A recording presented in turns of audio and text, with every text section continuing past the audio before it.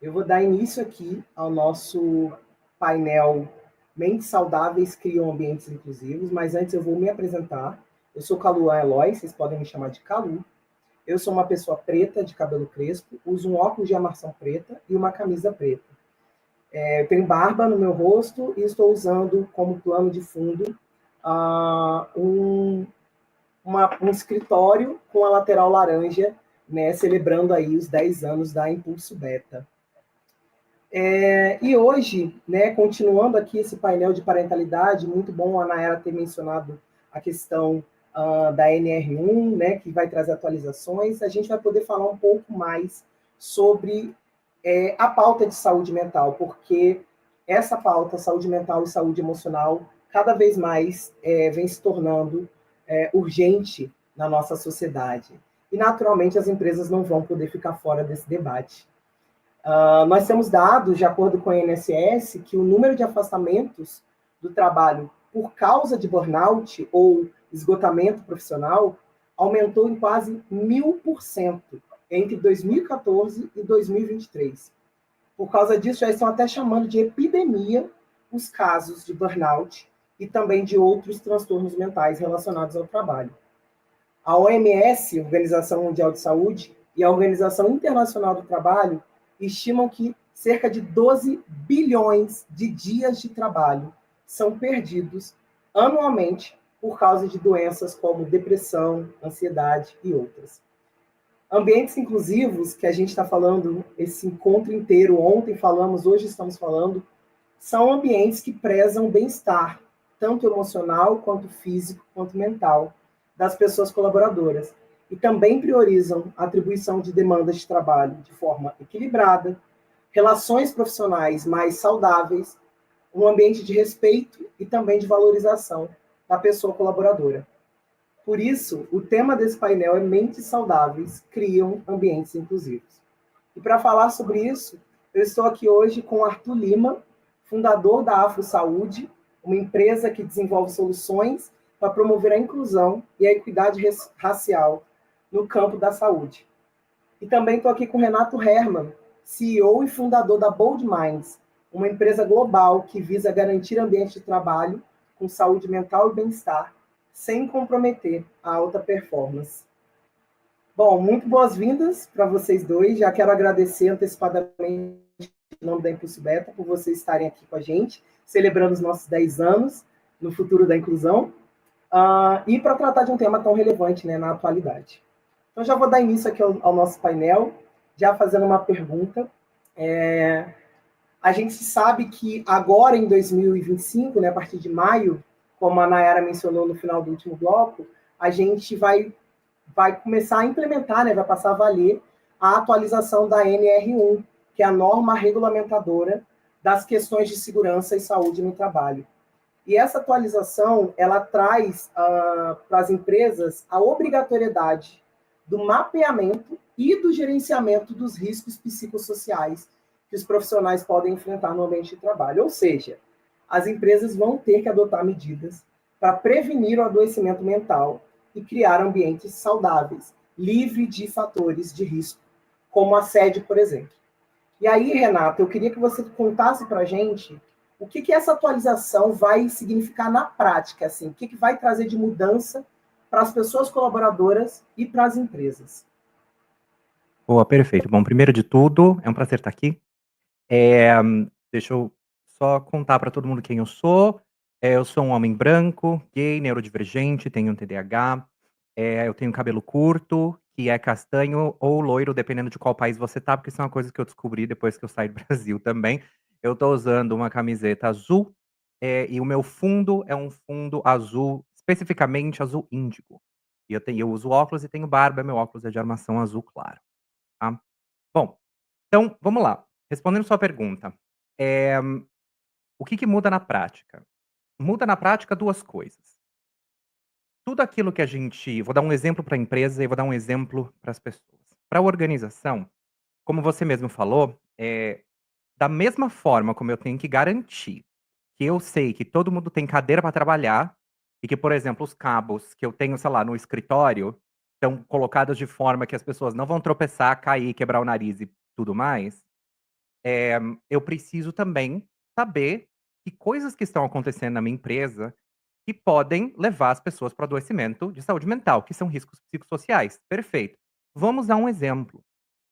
Eu gosto muito de usar o burnout como exemplo para essa conversa, porque burnout é o adoecimento de saúde mental, uma síndrome diretamente relacionada ao trabalho. Diretamente relacionada ao trabalho.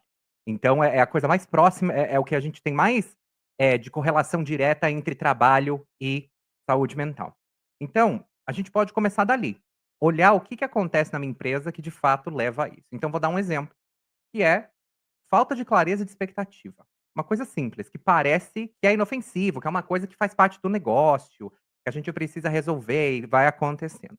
Isso agora passa a ser um risco psicossocial, galera, risco ocupacional. Por quê? Porque excesso de confusão, esse excesso de falta de clareza não combinado, por exemplo, porque falta de expectativa também é uma expectativa, né? Esclarecimento de que a gente não sabe o que vai acontecer também é um jeito de estabelecer expectativa. As pessoas precisam saber as regras do jogo que elas estão. Se eu não tenho as regras do jogo bem definidas, isso é um risco ocupacional, portanto psicossocial. Por quê? Confusão, falta de esclarecimento, eu não sei onde eu estou, eu não sei o que eu faço, as coisas mudam toda hora, eu não sei o que é esperado de mim. Isso gera uma sensação de insegurança e de que a gente está meio sem chão no trabalho, o que gera um nível de angústia, de estresse, e estresse sustentado por muito tempo se transforma em burnout. Quando esse estresse ele é sustentado acima do que a gente lida de burnout. Então isso é um exemplo para a empresa. Eu preciso olhar para saber se as pessoas minimamente sabem o que é esperado delas, tá?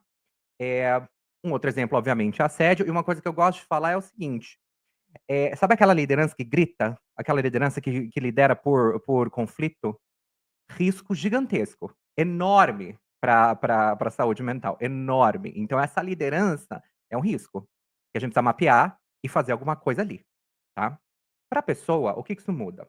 Muda que agora você tem mais proteções, basicamente. Você tem mais proteções no trabalho. Então, antes aquilo que a gente falava: "Ai, a empresa não cuida da minha saúde mental, ou não preza pela saúde mental das pessoas", que era uma coisa, assim, que por muito tempo era sempre um a mais ou sempre um extra, agora é coisa básica. Se a empresa na qual você trabalha não tem nada que você teoricamente deveria conseguir acessar, porque um programa de gerenciamento de riscos é algo que deveria estar disponível para todo mundo ver, se você não consegue acessar, você precisa já temos um problema ali e isso é uma coisa que já deveria estar acontecendo, já devia estar lá, você já devia conseguir acessar. "Nossa, Renato, mas você vai entrar em maio agora, será que não é muito em cima?" Não, porque eles aprovaram isso em agosto do ano passado. Deram 9 meses para a galera atualizar, e aí já tem que estar funcionando agora, né.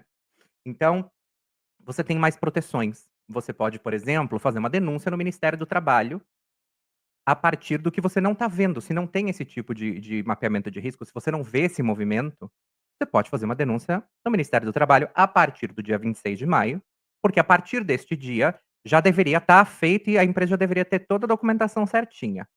Fazendo a sua denúncia, o que pode acontecer é o Ministério do Trabalho ir lá, bater na porta da sua empresa e entender se isso está acontecendo. Então, você como pessoa passa a ter mais proteções. Então isso que parecia que era uma coisa extra, que dá aquela sensação de que parece que a empresa está me fazendo um favor, agora é obrigação, por lei, né. Por isso que chama NR, norma regulatória, porque é uma norma que vem regular, que vem esclarecer e reforçar como uma lei deve ser aplicada no trabalho. Então as leis do trabalho são aplicadas à segurança do trabalho através dessas normas reguladoras, né, que a gente conhece, e a NR01 é a mais básica delas, é a que descreve o geralzão. E lá está escrito riscos psicossociais, então agora é lei, agora não tem mais muito como escapar não. Então é isso.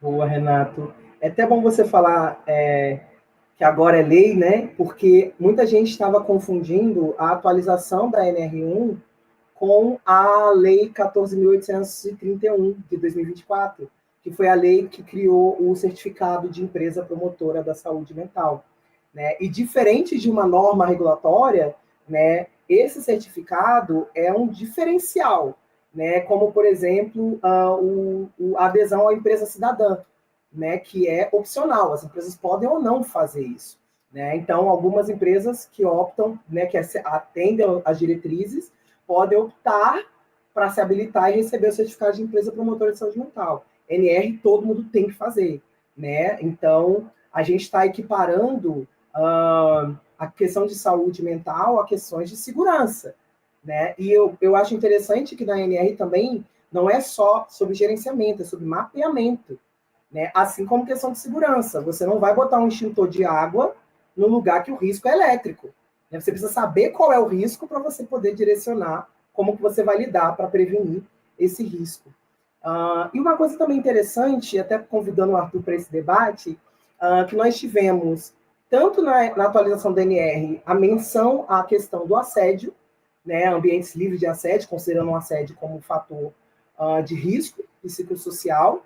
Em 2023, quando a CIPA, né, que é a Comissão Interna de Previsão de Acidentes, passa a ser chamada de Comissão Interna de Previsão de Acidentes e de Assédio, né, quando as empresas passam também a ter regulamentação de ter que trabalhar a questão do assédio, e o próprio certificado de empresa promotora de saúde mental tem, entre as diretrizes dele, a questão da promoção da saúde mental da mulher, né? E apesar de assédio não ser exclusivo, né, de mulheres, especificamente quando a gente está falando de assédio sexual, a gente sabe que estatisticamente as mulheres são as maiores vítimas. Ou seja, tanto a atualização da NR1 quanto o certificado já estão tendo um olhar que faz alguns recortes e é inclusive o que conecta com o nosso evento de hoje, né, a saúde mental, a pauta de inclusão. Então, se você olhar dados, a gente tem pesquisas, por exemplo, do laboratório Think Olga, de 2023, que fala que mulheres negras têm maior incidência de transtornos mentais, como depressão, ansiedade, doenças psicossomáticas. A gente tem uma pesquisa de Harvard, de 2022, que mostra que mais pessoas negras são levadas ao burnout no início da carreira do que pessoas brancas. E aí, eu queria perguntar para o Arthur, né, tendo esse contexto, esses recortes, você pode falar para a gente sobre o minority stress, ou estresse de minorias, né, para a gente entender o quanto esses recortes são importantes quando a gente está pensando em risco psicossocial, né, nos ambientes de trabalho. Boa tarde, Calu, Renato, obrigado pelo convite, o evento está muito massa. Antes de responder, me apresentar, eu sou Arthur Lima, eu sou um homem negro, cabelo crespo, preto, com as pontas loiras, estou usando um headset branco, um óculos de grau azul, uma camisa laranja e atrás de mim aqui tem uma porta branca, o quarto todo branco. Bom, Calu, para a gente entender tudo isso, a gente precisa partir principalmente do pressuposto de que o racismo é um fator de adoecimento. Então, quando a gente não tem isso determinado dentro das empresas, na nossa sociedade, a gente não consegue avançar nessa conversa. E é por isso que os dados vão dizer que mulheres negras estão mais suscetíveis a desenvolverem transtornos mentais, suscetíveis a desenvolverem burnout, enfim, muitas outras pesquisas. Infelizmente, o Brasil produz muito pouco em relação a pesquisas corporativas com recorte racial, mas eu gosto muito das pesquisas dos artigos científicos, porque contra dados científicos não há argumentos, de fato trazendo que pessoas negras estão mais suscetíveis, possuem maiores riscos para o desenvolvimento desses transtornos mentais, justamente porque a gente entende o racismo como um risco também psicossocial, principalmente dentro dos ambientes de trabalho. Se temos uma empresa que é composta majoritariamente por pessoas brancas, já esse lugar por si só acaba sendo um lugar hostil para uma pessoa negra. Dentro disso, existem as microagressões diárias que uma pessoa acaba sofrendo, seja uma piadinha de mau gosto com o cabelo, seja uma piadinha que venha com recorte de raça e vem com recorte de classe, e às vezes vem com recorte de gênero, se falamos de mulheres, então a violência vindo de 3 lugares diferentes.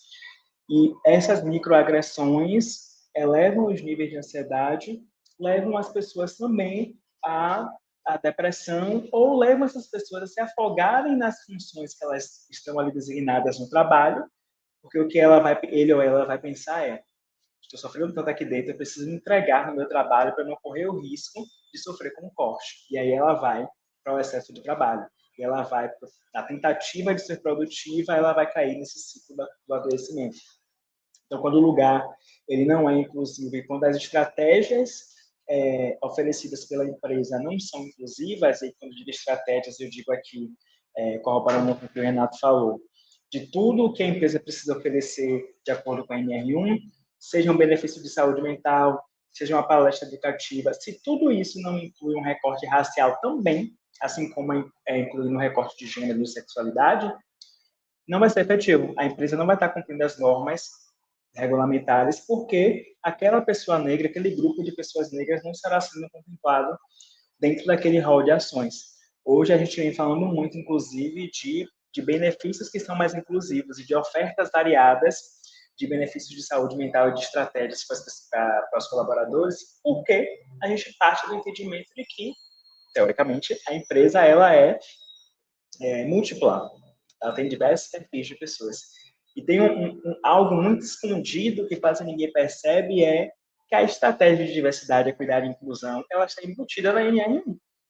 Se a sua empresa não tem uma política antidiscriminatória, se a sua empresa não tem uma política anti-assédio, se a sua empresa não tem uma política que combata capacitismo, homofobia, etc., ela está literalmente ferindo a NR1 e está ali naquele risco, naquele limbo, inclusive de sofrer processos. O número de processos judiciais de burnout, por exemplo, cresceram muito. Eu tenho um amigo que está em um processo de quase R$1 milhão contra uma empresa, por burnout. E pasme, ele é psicólogo e psicanalista. Então, a empresa está se colocando no próprio risco quando ela não pensa de modo transversal que diversidade, equidade e inclusão está estritamente ligada com a saúde mental. Então, os artigos científicos vêm trazendo muito essa questão do peso do racismo como um fator de adoecimento, e quando a gente faz esse recorte de gênero, um recorte de sexualidade, um recorte de uma pessoa com deficiência, esse risco acaba sendo muito maior. Não é porque uma pessoa negra é mais frágil, não é porque existe uma hierarquia racial dentro disso, mas porque as pessoas negras são expostas com muito mais frequência e com muito mais intensidade a essas violências que podem e contribuem para o desenvolvimento dessas doenças. Sensacional. Isso que você falou agora no final, inclusive, me lembrou de uma campanha que o CVV, o Centro da Valorização da Vida, fez há alguns anos atrás, sobre saúde mental de pessoas trans, que diziam pessoas trans, elas não acabam, né, buscando autoextermínio porque são trans, mas porque a sociedade as trata com tanta discriminação, com tanto preconceito, que essa parece ser a única solução, né? Então, a gente precisa entender justamente, né, que se a gente está pensando em atender regulamentação, a gente tem que pensar em inclusão. Se a gente está pensando em melhorar o engajamento da pessoa, melhorar a experiência da pessoa colaboradora na empresa, melhorar absenteísmo, né?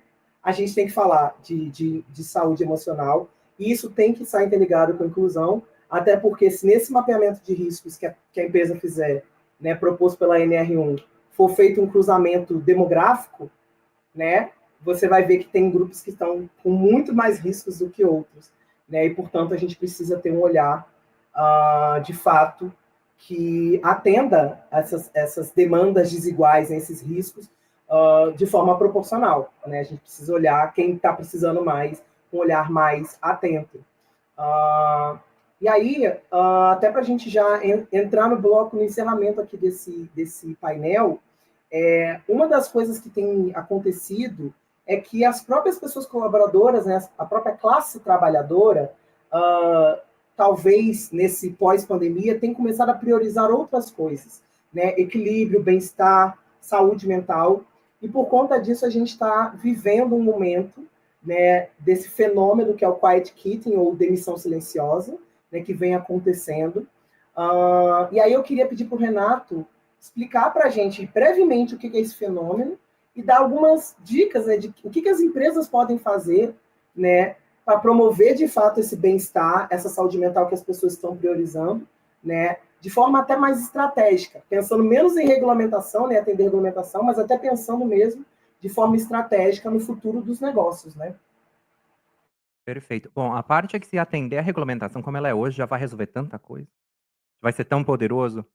Eu começo a minha resposta dizendo o seguinte, o relatório que a Gallup lançou ano passado, sobre 2023, lançou em 2024, que fala sobre o estado do mundo do trabalho globalmente, fala que 23% das pessoas que eles estudaram, que geralmente a Gallup tem um número muito grande de gente, né, eles geralmente têm uma base bastante completa de pessoas, 23% dessas pessoas dizem que estão engajadas no trabalho, né, engajadas no trabalho. Então isso é uma baixa histórica.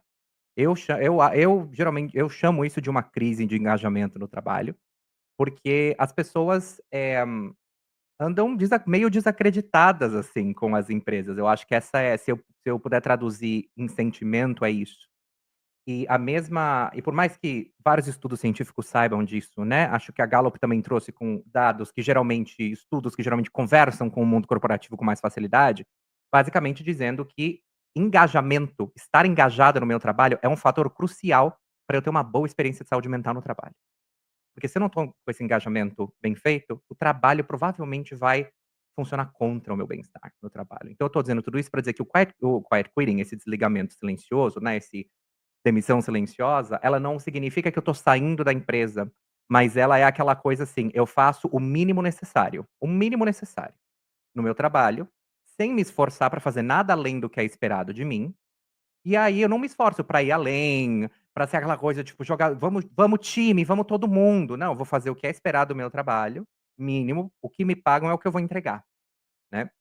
E isso é visto como esse quiet quitting, por quê? Porque é visto essa demissão silenciosa, é vista dessa forma, porque é como se eu tivesse me desconectando do trabalho e não querendo ter uma ambição nesse lugar.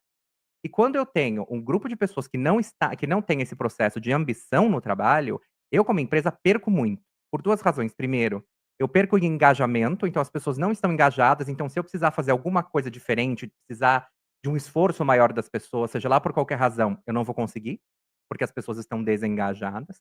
E por outro lado, as organizações acabam perdendo no famoso bottom line, né, que é lá quando a gente coloca naquela planilhona lá de custos eu sempre esqueço a palavra, meu pai. Enfim, todo o dinheiro que a empresa tem, depois que passa por tudo, lá no finalzinho tem aquela última linha que é o que sobrou, a empresa tá boa e etcétera, impacta isso lá, porque pessoas menos engajadas têm menor possibilidade de performance, né. Se a gente for pensar no mínimo, o quiet quitting, ou esse movimento de fazer o mínimo necessário sem se esforçar mais, ele não está necessariamente errado, tá? Porque eu estou trabalhando dentro do que estão me pagando, ponto. A relação de trabalho, a gente precisa lembrar que a relação de trabalho é uma relação, primeiro, comercial. Eu estou trocando minhas horas e meu conhecimento por um trabalho, enfim, um salário e um tanto de seguranças que eu ganho com essa empresa e também pela lei, ponto. No simples do básico é isso, né. A gente no Brasil tem uma relação bastante emocional com o trabalho, então a gente coloca o trabalho nesse lugar central de importância, dado o nosso histórico socioeconômico, a gente coloca o trabalho nesse lugar quase de salvação, desse lugar que eu dependo, porque a gente trabalha, a gente sobrevive, né, muitas vezes. Muitos de nós, a gente trabalha para sobreviver, né, a gente não alguns de nós trabalhamos para sobreviver, outros vivemos de trabalhar, e a grande minoria trabalha para viver, né. Então, essa mudança vem principalmente junto com uma nova geração que não quer lidar com isso, não vai lidar com esse tipo de coisa. Então, tá querendo, eh, trabalhar para viver, porque a reação é: eu vi as pessoas antes de mim que tiveram que dar alma, o corpo, todas adoeceram. O Brasil é o primeiro no mundo em casos de ansiedade. Eu vou olhar essa galera e vou falar assim: "Eu vou me desgastar desta forma? Eu não". E aí: "Ah, mas essa galera não quer trabalhar". Eu não sei se eu estaria super empolgado para trabalhar não, se eu tivesse crescido no mundo que essa geração cresceu, a geração Z, por exemplo. Então, vem desse lugar de frustração com o trabalho, de esse lugar, tudo aquilo que o trabalho fala, todas aquelas falas bonitas, todas aquelas coisas de estamos juntos e etcétera, todas essas coisas, quando a gente não traz para a prática, quando a gente não pratica o que a gente fala, isso gera desconfiança e isso gera perda de qualquer tipo de relação. É que nem um relacionamento, gente. Chega uma hora que o relacionamento começa a dar ruim. Né, e aí quando um começa a mentir, e aí ferrou, aí ferrou. Então, as empresas primeiro, eu sou muito pragmático nesse sentido, porque pra mim é assim: "Gente, vamos começar no simples, no simples. A gente não precisa ficar fazendo milhões de projetos, milhões de processos, milhões de coisas. Vamos no simples. Se você está mapeando seus riscos, do que dá para você, do que está acontecendo. Se você está endereçando lideranças que são tóxicas ou que lideram de uma forma que não é construtiva de forma nenhuma, você tem que endereçar isso, gente. Porque geralmente quem sofre é o elo mais fraco, né? É a galera que tá júnior. Ou, quando a gente fala de recortes sociais, quanto mais recortes sociais você tem relacionados a um grupo subrepresentado, um grupo minorizado, maior é a possibilidade de você sofrer uma consequência por levantar a sua mão e falar: eu não concordo com isso, ou a gente deveria fazer algo diferente. Então, diversidade, fazer o mínimo do mínimo da diversidade, galera, já resolve muita coisa. E aí, gente, não é só ficar na palestrinha, tá? Palestra é ótimo, é ótimo. Fazer comunicar marketing é ótimo, é ótimo, é ótimo. Mas se morreu aí, o negócio não vai para frente. Eu preciso fazer práticas, porque o que move uma cultura numa organização é no lugar da tomada de decisão. É o que eu uso de base para tomar minha decisão. O que eu estou usando de base para tomar a minha decisão? Se para mim é importante diversidade, diversidade tem que fazer parte de todas as minhas tomadas de decisão. Eu tenho que olhar números o tempo inteiro, eu tenho que ver se eu estou garantindo um tratamento igualitário para todo mundo, eu tenho que mapear esse negócio, eu tenho que endereçar quando alguma coisa acontece, né? E putz, se isso parece muito, se aquela sensação de nossa, Renato, quanta coisa, né? Caraca, que odisseia, que coisa grande. Reflita nesse pensamento. Isso não deveria ser uma coisa grande. Isso deveria ser o básico. Isso deveria ser o primeiro passo que você dá. Para mim, Renato, especificamente, discussões sobre direitos humanos e a importância disso nas empresas é conversa meio esquizofrênica, porque em que momento que eu preciso convencer que não ferir os direitos humanos do coleguinha, eu tenho que não ferir, né? Então, faça o básico. Se você respeitar, porque como vocês viram, como o Arthur falou, tem uma, eu já vou terminar, Calu, tem uma teia de coisas que estão conectadas com saúde mental, com riscos psicossociais. Eu, como homem gay, gente, galera, já vivi as minhas realidades e eu não vivo 1/3 do que outras pessoas de outros recortes sociais vivem. Então, se eu faço esse mínimo, eu já resolvo muita coisa, porque se eu faço isso, eu já começo a criar essa relação de confiança. A gente precisa reestabelecer relações de confiança e a gente precisa ter conversa madura. Porque conversa madura não é ficar monitorando gente, se a pessoa está trabalhando ou não quando ela estiver trabalhando de casa. Conversa madura é sentar e conversar, fazer combinados. Saiu do combinado, essa é a consequência. Se for no combinado, perfeito. E é isso. Reconhece não deixa de reconhecer o ser humano, tá? Pelo amor de Deus. Falta de reconhecimento também leva a parei, pronto, foi isso. Beijo, é isso. Obrigada, Renato. E eu acho que eu vou conectar, inclusive, a sua fala à pergunta que eu quero fazer para o Arthur. Porque se a gente está falando de conversa de confiança, a gente está falando de um ambiente de segurança psicológica. E essas transformações, né, que você trouxe, que o mundo passou, a gente passa, inclusive, cotidianamente, né, mudanças tanto políticas, econômicas, quanto dentro das empresas mesmo. Mudou diretoria, compramos uma nova empresa, enfim. E além desse fenômeno que o Renato explicou, né, dessa demissão silenciosa, a gente tem um senso constante de angústia, né, e de insegurança, que é isso que você falou, inibe inclusive a pessoa de ter uma conversa, de sentar e falar francamente o que ela acha, porque ela está evitando o corte. O Arthur também mencionou isso, né? Opa, eu tenho que evitar o corte, então como é que a gente lida? E aí a pergunta para o Arthur é como que as empresas podem garantir esses ambientes de confiança, focando nessa questão de trazer segurança psicológica em momentos de transformações, sejam internas ou externas. Eu sempre ando conversando com as empresas e as empresas falam muito sobre não ter o valor suficiente para investir ou por pensar que as estratégias são extremamente caras, que precisa fazer um manifesto de saúde mental e publicar no LinkedIn, enfim. E nas minhas conversas levando a saúde para as empresas, eu sempre digo que dá para criar soluções e implementar estratégias que são extremamente acessíveis para qualquer perfil, assim, de empresa, pensando no financeiro, pensando no porte. Mas parte muito do entendimento de quem está à frente das organizações de que, se eu não fizer isso, eu terei prejuízos financeiros. Terei prejuízos para demitir, terei prejuízos de produtividade, porque uma pessoa trabalhar doente produz menos. Se faltar porque está doente, a produção também vai cair. quando essa pessoa falta, todo o processo acaba caindo nas costas das outras pessoas que estão trabalhando, e aí vira um efeito dominó. Mas, assim, quando a empresa enraiza que precisa tomar alguma decisão, acaba ficando tudo muito mais fácil e o dinheiro aparece logo e eles percebem que não precisa de um investimento tão grande. Mas o que eu percebo é que muitas empresas oferecem um clássico que é somente um benefício de psicologia e deixa na mão do colaborador. E rapidão, gente, o brasileiro não gosta de terapia. O brasileiro tem um estigma enorme de terapia. Posso oferecer o melhor benefício de saúde mental, de psicologia, plataforma, sei lá, 3D, realidade virtual aumentada. Muita gente não vai tomar a primeira atitude de marcar a consulta. Então, começa muito por essa quebra de barreiras sobre o que é saúde mental, o que é bem-estar emocional e o que é que você perde, você colaborador, quando você também não dirige a sua atenção para essa questão. Lembrando que é uma questão também de corresponsabilização. A empresa tem responsabilidade, mas eu também tenho. Por exemplo, eu tenho que beber água todo dia. Se eu não beber água, eu morro. Me alimentar, etc. Então, eu tenho a minha responsabilidade com o meu bem-estar emocional. Não necessariamente todo mundo precisa ir para terapia ao mesmo tempo, etc. Mas as pessoas precisam entender que elas também fazem parte desse processo. Então, pensar também como esse benefício está sendo ofertado. É uma plataforma onde as pessoas, todo mundo da minha empresa consegue encontrar o perfil de profissional que deseja.